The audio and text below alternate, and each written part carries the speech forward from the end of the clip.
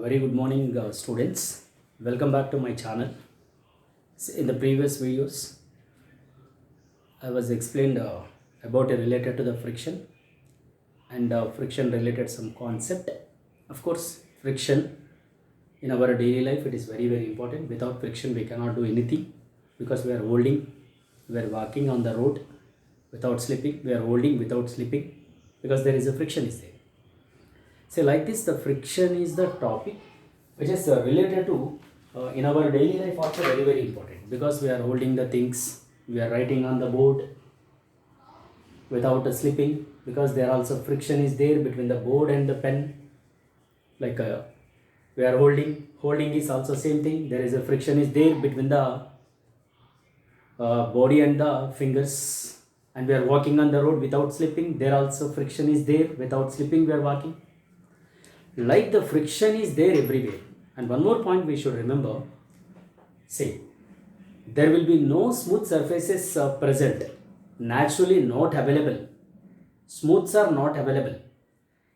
Say in the universe, only universe have rough surfaces. That's what here you remember. Friction is everywhere everywhere between the molecules. So between the atoms, between the bodies are in contact. Like that, the friction is in our daily life is which is very important. So this is which already I explained in the previous videos. Let I want to go for the next one. This is also related to normal force and reaction or apparent weight. So this also related some concept and which is also important for JEE and NEET. Coming to the normal. Sir, what will be the normal or reaction, or we can say apparent weight? Suppose when there is a one block of mass is m which is placed on the surface of the body. Let you think here, the body is which is at rest because there will be no force is acting. So that the body is rest in the senses there is a maximum is acting which is at rest, that is static. Rest is static, of course. Now coming to the point is the weight of the body which is acting mg down. Weight is always act towards the earth center. Weight is always act towards the earth center. Then the weight of the body is acting downward. Therefore, this surface, because the body is present on the other surface, which is over the other surface. Therefore, this surface also applies equal to the weight of the body, which is in opposite direction, which is in opposite. That is normal to the surfaces are in contact. That's what are normal to the surface of the body. That's what we can call normal force. See, equal to the weight of the body. Suppose the weight is acting mg down, no? Then this surface applies, which one? This surface is applies opposite in nature, opposite to the weight of the body, which is equal to weight. That is, we can say mg, or we can call reactional force, or we can call apparent weight w dash. This is what we can call normal force, or we can say reactional force, which is also important. Clear? And coming to the next one, it is related to the horizontal surfaces, right? And here there is a normal is acting. Suppose if the body is at rest, no, there will be a frictional force is acting like Fs. You take any direction, either this direction friction or this direction friction. So that there will be a frictional force is Fs. It is a one type of force. Of course, normal force also it is a one type of force. So these two are acting at a one point. Then there will be a resultant is represented as capital R. Between the normal and frictional force is acting. That is, we can say contact force. We can also call capital R is nothing but a contact force. So this is when the body present on the rough horizontal surface. There will be no smooth. And coming to the second. In case of a normal, if the block is placed on the inclined plane. Let us you take a one incline. Inclined is like this. So the inclined is making an angle theta with the surface. This inclined also rough. There will be one block of mass m is placed on the inclined surface. So here there is a weight of the body mg is acting down, and there will be a normal is acting up. And this normal is extended, which is makes an angle theta as the inclined making an angle theta. No? Here also same angle is theta. Now this mg can be resolved as two components. One we can say mg cos theta and one more we can say mg sin theta. Of course, in case of a inclined planes, remember, in case of a inclined planes, see that N is balanced. Normal force is balanced by the mg cos theta, which is very, very important. Because it's not balanced by the mg, weight of the body. It is balanced by the component of it. One of the component. In that one of the component is what? Your mg cos theta, not with mg sin theta, because N is exactly balanced by the mg cos theta. It is a component of it. That's what N is equal to mg cos theta.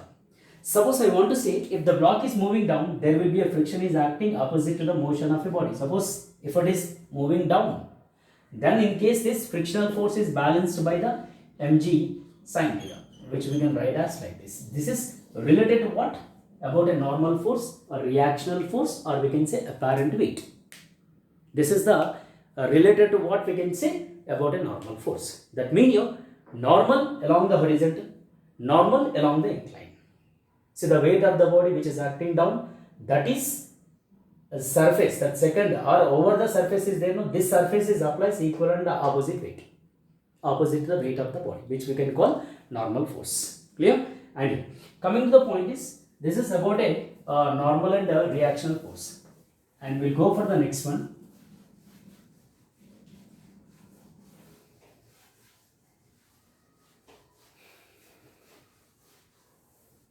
Right? Yeah.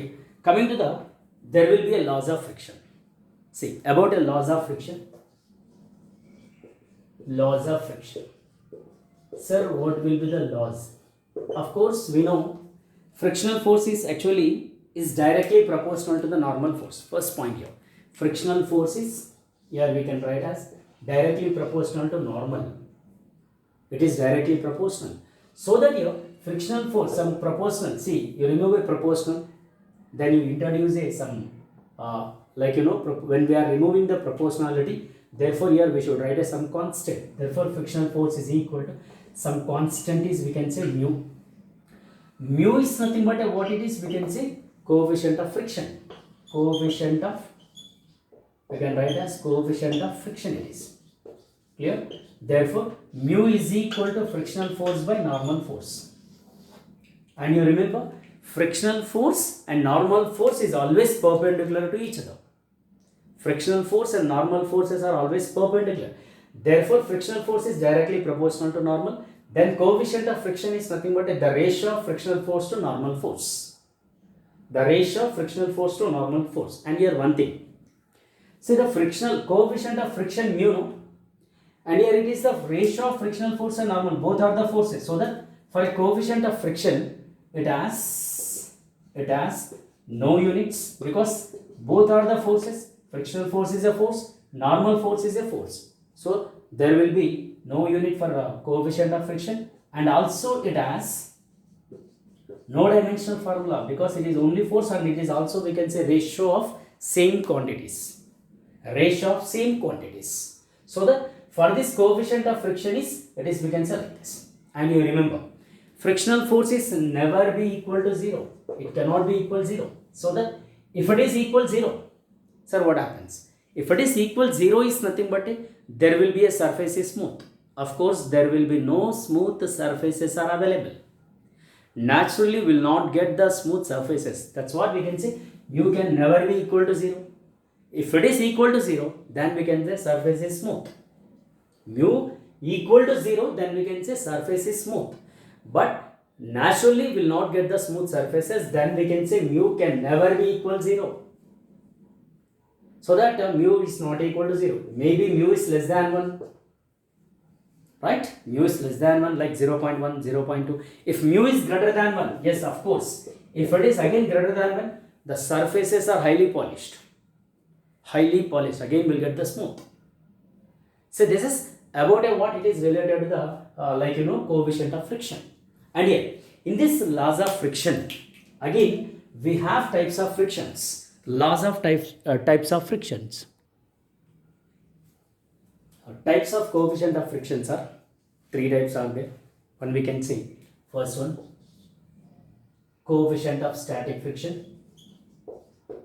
Coefficient of static friction, that is, we can say mu s. And second, go for coefficient of kinematic friction, coefficient of kinematic, we can say mu k.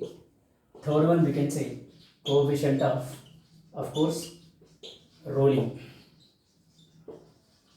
friction mu r. That I want to explain you one by one about a static, coefficient of static. Of course, we know coefficient of friction, that is the frictional force is directly proportional to normal force. Here static, then we can write as coefficient of static friction is directly proportional to normal. Then Fs is equal to some constant is mu s into n.